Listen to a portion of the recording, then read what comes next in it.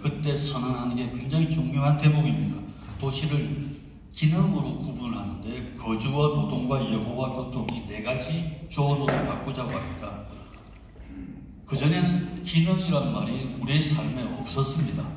그냥 기능적이지 뭐 기능이란 말이 이때 비로소 등장을 하는데 도시를 요즘 우리가 알고 있는 상업지구, 주거지구, 공업지구라고 하는 게 비로소 여기에서 거주, 노동, 일과 교통이란 이런 부분으로 인해서 도시 계획이 이렇게 바뀌게 됩니다. 도시에는 붉은색, 푸른색, 노란색이 칠해집니다.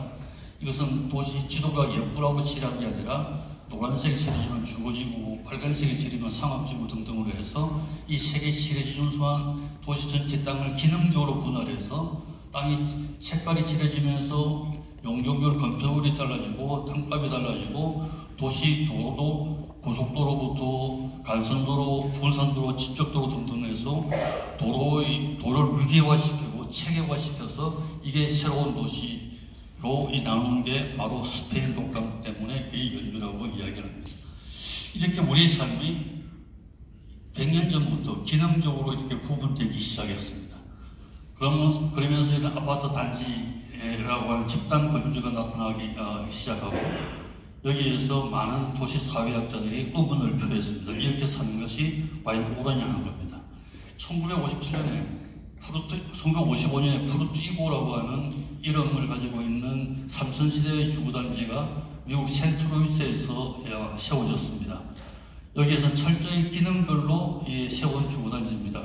잘 사는 사람과 못 사는 사람까지 구분하고 우리가 사는 공간을 자는 곳, 먹는 곳, 일하는 곳, 노는 곳을 구분했는데 이것을 지키려는 사람과 지키지 않는 사람끼리 다툼이 일어나서 분쟁이 생기고 살인사건까지 벌어져서 이 도시가 세운 지 얼마 되지 않아서 범죄의 소굴로 변했습니다. 이걸 참다 못한 센트루이스 주정부가 세운 지 17년밖에 되지 않은 1972년에 다이나마이트로 전체를 폭발하고 맙니다. 이 대단한 모더니즘, 기능을 추구한 모더니즘에 대한 성찰로 여기서 세계는 굉장히 충격에 빠졌습니다. 그래서 모더니즘이 여기에서 종말을 갖다 구한 날이라고 선언을 합니다.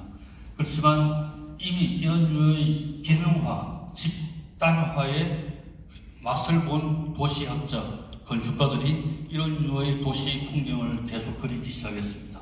도시는 점점 집단적으로 폐쇄화되는 가속의 길로 걷고 심지어는 땅을 무시하고 하늘로 치솟는 건물 마첼로라고 하는 이름의 건물들이 집단으로 등장하기 시작합니다.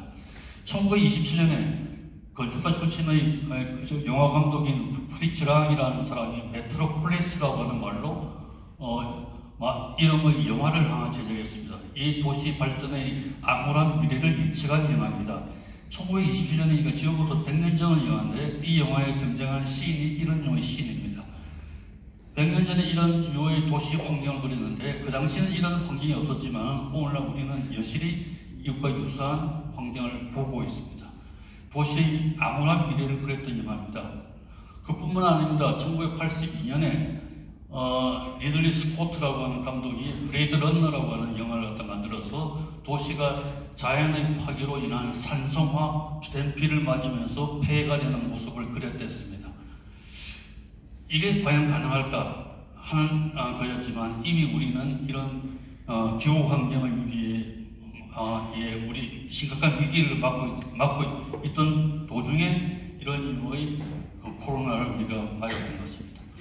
이 질병은 이제 사라졌습니다. 사라진 듯합니다. 그렇지만 이와 유사한 질병이 앞으로 안 올까? 결단코 그렇지 못합니다. 또 다른 형태의 질병이 우리가 반성하지 않고 우리의 삶을 고치지 않는 한 이런 질병은 더 무서운 표정을 하고 다가온다고 하는 게 여러 사람들의 그런 경고입니다. 이 코로나가 한창 심할 때 인터넷 건축 매체에서 이 코로나를 극복하는 도시의 방법 이렇게 12가지 정책을 쓰라고 적시한 적이 있습니다. 12가지 내용을 대부분 보면은 다 공공공간에 관한 겁니다. 코로나라고 하는 우리 삶을 밀실로 내몰고 서로 마스크를 끼고 서로 상대방을 적대 적대시하고 그냥 파편적인 밀실의 온라인으로 이 상태에 들어가서 공동체를 파괴한 그런 것이 코로나였습니다. 이 공동체가 파괴되면 사회가 붕괴되니까 이 파괴를 막기 위해서 공공공간을 어떻게 안전한 공공공간으로 만드느냐를 12가지 항을 적시를 했습니다. 근데 가만 보면은 이런 내용으로 공공공간을 다양화하고 다변화하고 여러 산재시키고 15분 동네를 만들고 뭐 등등의 정책을 그대로 역사적으로 유지하는 동네가 하나 있는데 이게 모로코에 있는 도시입니다. 우리가 살고 있는 도시가 굉장히 서구의 영향을 많이 받고 우리의 가치 판단 기준도 서구의 기준이 우리 동등한 그 기준이 되었는데 사실은 서구의 세상을 밖으로 가면은 전혀 다른 세상이 있음을 우리가 알 수가 있습니다. 이슬람 세상인데 그 중에 하나가 이 모로코에 있는 말라케시, 페지 같은 도시입니다. 이 도시를 보면 이 도시는 800년대에 만들어진 도시인데 보시면은 주거지역, 상업지역, 공업지역 같은 구분이 없고 서로 벌집 같은 집들이 다닥다닥 붙어 있습니다. 서로 전체 이 도시를 알기 위해서 전체를 다 볼 필요도 없습니다.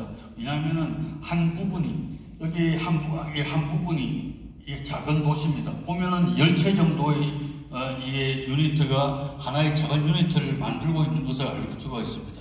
이 열채 정도의 집이 아주 작은 도시의 핵심이고 이 부분들 전체가 모여서 전체를 갖다 구성한 겁니다. 마치 수학의 프랙탈 같은 구조의 도시입니다. 이 도시를 갖다 가보면은 이 전체를 보면 폐저 같은 도시인데 이 도시는 이게 여러 가지 시설들이 있습니다. 이런 염색 공장도 있고 세계에서 가장 오래된 알카르빈 대학도 여기가 있고요. 1200년 됐으니까 도시의 역사적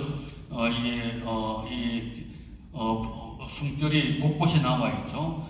길은 굉장히 좁지만은 집안은 굉장히 밝고 편안합니다.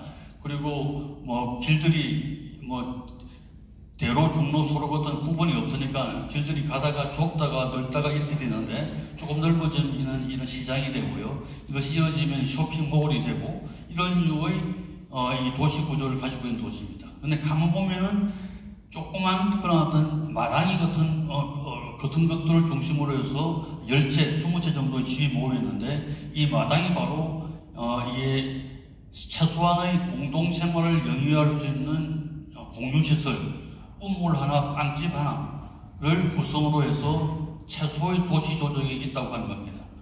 이게 지난 1200년 동안에 이 도시를 지속시킨 그러한 가장 중요한 공공공간이라고 합니다.